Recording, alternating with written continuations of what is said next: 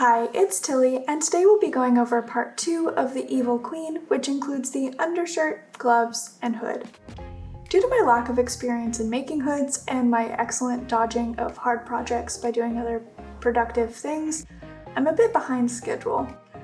I'll get into why the hood was such a challenge to the point where I made 12 mock-ups, but first, let's go over the shirt and the gloves.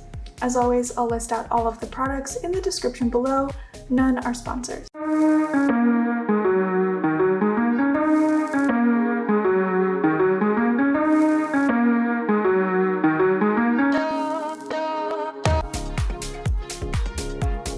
For the base of my underlayer, I wanted to protect the main dress as much as possible. I know the costume is going to be quite warm, and sweating through a costume is a big fear of mine thanks to Florida and Mickey's Not So Scary Halloween party. Just so much sweating. To help combat that sweating and reduce the amount of washing and wear on the dress, I'm using a Numi as a base. Now, I'm not sponsored nor have I battle tested this shirt at a con or Disney World, so we'll let you know how this goes. The idea is that it has a more protective layer under the armpit. I will still probably end up using panty liners in the armpits as well to help, but I knew off the bat that making the entire top out of velvet would be way too hot. With the base shirt purchased, I moved on to the gloves. The design of the gloves is similar to a close-fitting sleeve, but includes the hand point starting at the wrist with a middle finger loop. The curve of the hand can be a bit of a challenge, so I decided to use an actual glove as a pattern.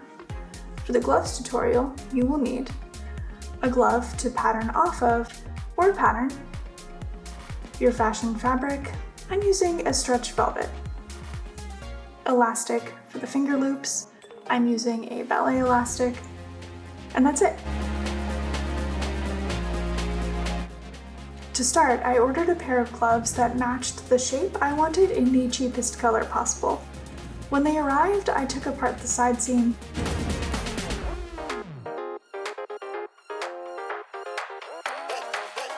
traced it onto some craft paper, and trued up some of the lines and corners.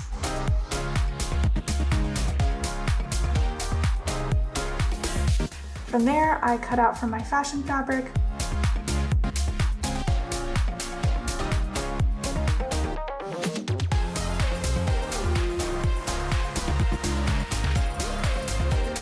First, we'll overlock all edges of the sleeve to make sure that there are no raw edges. Next, we'll put right sides together and stitch the side seam.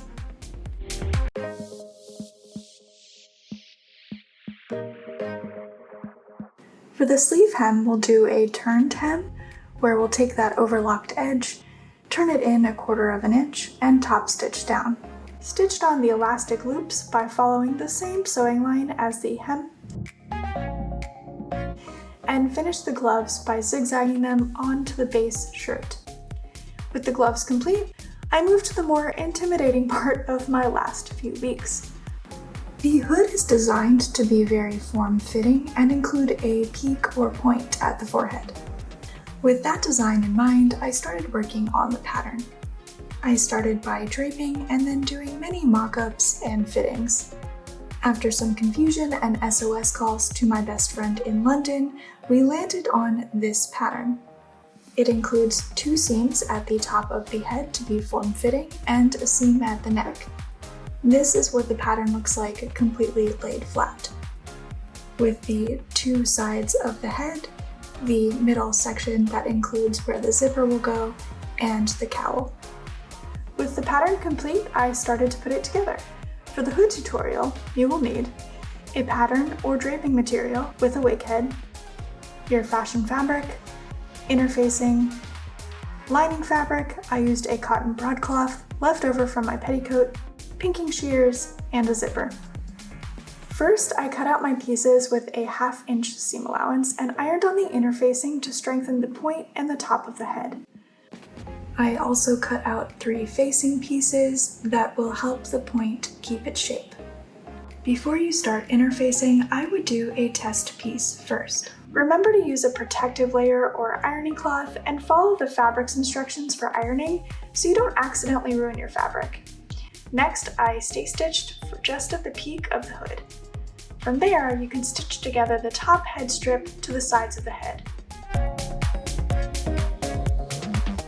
I'm going to also show you what this looks like on a mock-up because it's a little easier to see. So you'll see I have one side of the head here with the face opening on this side. It is attached at the neck, so it's cut on the fold with no seam, to the other side of the face. The middle head strip is also cut on the fold, and you can see here where the peak is and where it attaches to the side of the head. So the first step will be to attach that center strip to each side of the head. You can also see where the back zipper will be placed. Next, we'll go over an example that I think is a little easier to see than just on the black velvet alone. I'll first be demonstrating how to bag out the facing. So what I'm going to do is start with a cotton and a lycra, which are going to be relatively similar to the stretches of my own lining and the velvet fabric. Start by placing the right sides together and pin along your sewing lines. Next, you can start to follow the lines and stitch it down in place.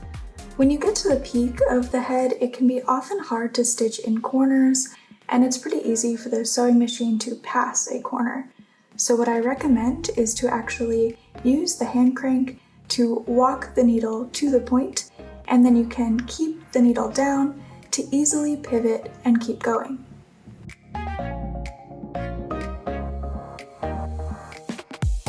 From there, you can use the pinking shears to pink the seam allowance to make sure it doesn't fray.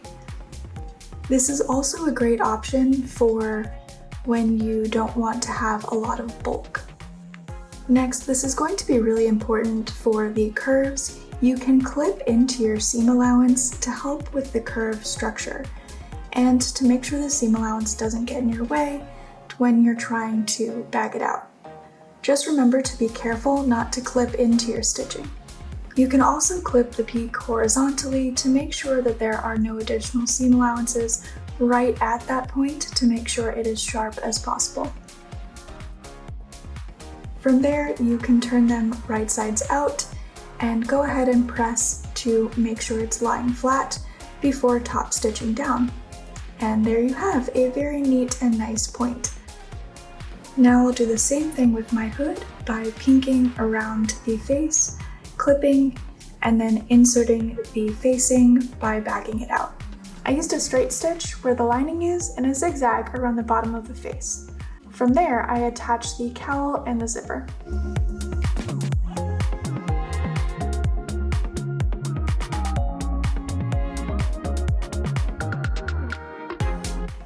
I may still attach the hood to the shirt. I originally designed it that way, but haven't actually done it yet. I'm wondering if the hood will be a bit more delicate and if I should keep it separate, or if it will help the shape to have it be attached with more tension. I'll update a future video once more of the costume comes together on what I decide. And there you have it. It's not perfect, but it's done. I've been agonizing this thing over 4 weeks, and so much so that I had made not one but 2 videos to procrastinate it. Does anyone else do that? You procrastinate by doing something else productive? Yeah, oops. Now I get to start working with 11 yards of heavy sequin fabric for the main dress. Wish me luck. If you've made it this far, thanks so much for watching part 2 of Making the Evil Queen. Check out my petticoat tutorial linked in the corner if you missed part 1, and don't forget to like and subscribe to see how this beast of a project turns out.